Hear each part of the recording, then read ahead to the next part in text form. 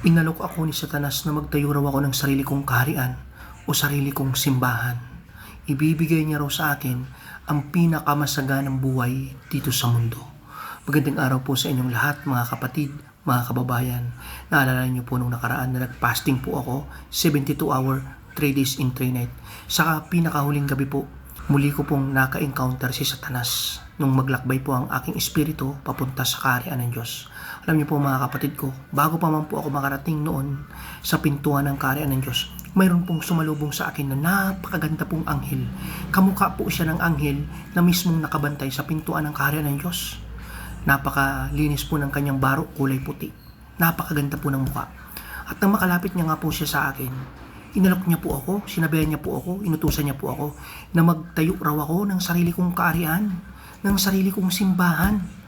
Ibibigay niya raw sa akin ang pinakamasaganang buhay dito sa mundong to, dito sa sanlibutan to. Alam niyo po mga kapatid ko, bigla po akong kinilabutan dun sa sinabi po sa akin ng anghel na yon.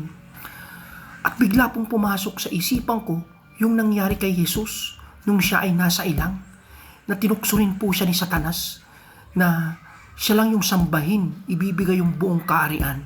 Pumasok po yun sa aking isipan. At alam niyo po mga kapatid ko, ang sagot ko po doon sa anghel na yun na napakaganda. Hindi ako magtatayo ng sarili kong kaharian, sapagkat isa lang yung kaharian na tinuturing ko, ang kaharian ng Diyos. Maaari akong mangaral sa buong Pilipinas, kahit sa mga probinsya, Luzon, Visayas, Mindanao, or kahit sa ibang bansa. Pero never ako magtatayo ng sarili kong kaharian. Sapagkat ang gusto kong kaharian na maranasan ay yung kaharian ng ating Diyos Ama. Amen. Hallelujah, praise the Lord. Alam niyo po mga kapatid ko, nang pagkasagot ko po doon sa anghel na yun, bigla po siyang naging usok na maitim sa harapan ko. At tumiyaw po siya, tapos bigla po siyang nawala. Tumayo po yung balahibo ko nun mga kapatid, mga kababayan, hanggang po sa nagdiretso po ako ng lakad, papunta mismo sa kaharian ng Diyos.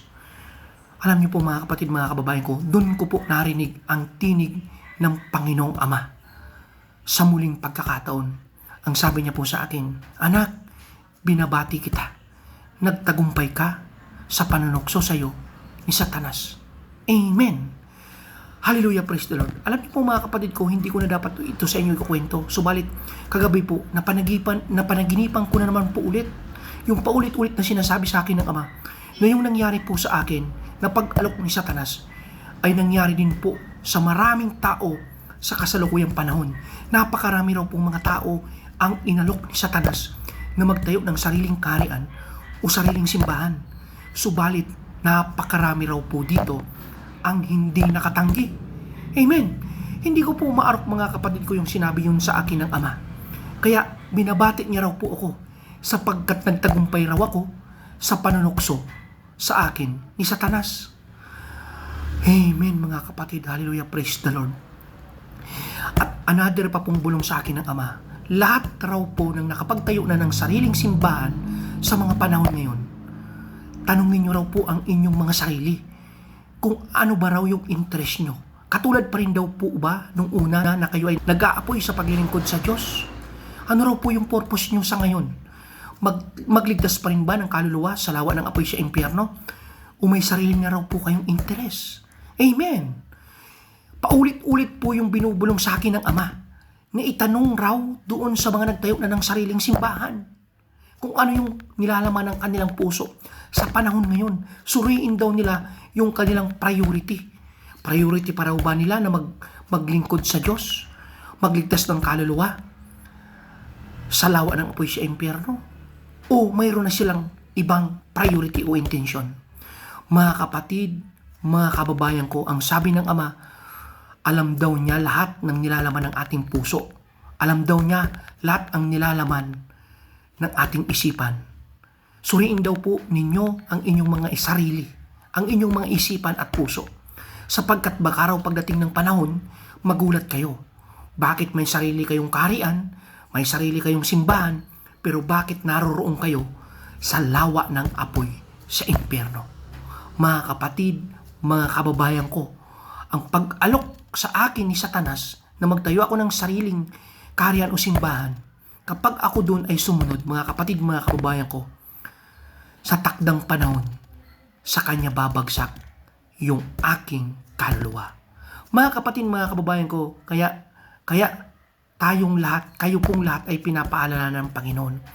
Suriin daw po ninyo ang inyong mga sarili upang pagdating ng takdang panahon, hindi kayo magtanong, may sarili akong simbahan, may sarili akong kaharian, napakaganda ng suot ko habang ako nagsasalita ng salita ng Diyos sa maraming mga tao.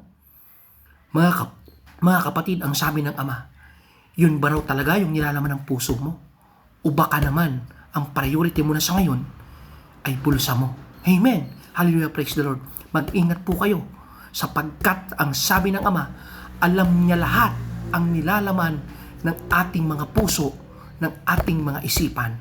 Kaya mga kapatid, mga kababayan, muli uulitin ng Ama sa atin ipaalala yung nakasulat sa Marcos 1 verse 15 na ang takdang panahon ay kompleto na. Malapit na ang paghahari ng Diyos.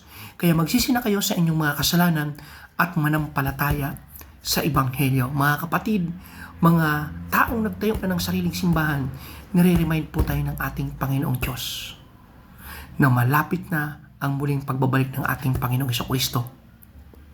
Hindi pa po uli ang lahat kung tayo ay may hininga pa sa ngayon. Kung marami man tayong nagawang kasalanan noon, nalinlang tayo ng maraming pera, nalinlang tayo ng sanlibutang ito, hindi pa po uli ang lahat. Mayroon pa pong pag-asa na tayo ay magsisi sa ating mga kasalanan. Sapagkat sabi po sa Mateo 16 verse 26, ano ang papakinabangin ng isang tao kung makuha niya ang lahat ng sanlibutan, o makuha niya ang lahat ng yaman, o lahat ng koleksyon, donation ng mga tao sa buong sanlibutan, kung sa huli, mapapahamak naman ang kanyang buhay. Mga kapatid, mga kababayan ko, ang sabi po ng Ama, kahit tayo ay marami ng pagkakasala, paulit-ulit, natatabunan na tayo ng ating mga pangarap, ng ating kagustuhan na guminawa ang ating buhay.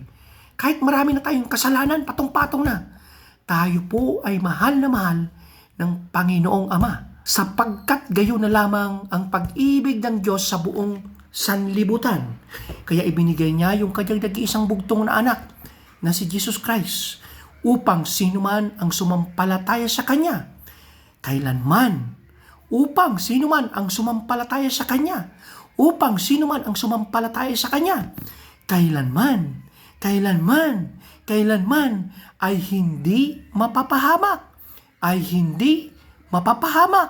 ay hindi mapapahamak, bagkos magkaroon ng buhay na walang hanggan. Amen po mga kapatid, nawa po sumainyo ang Panginoon at ang kapayapaan. God be with us always, mga kapatid, mga kababayan ko.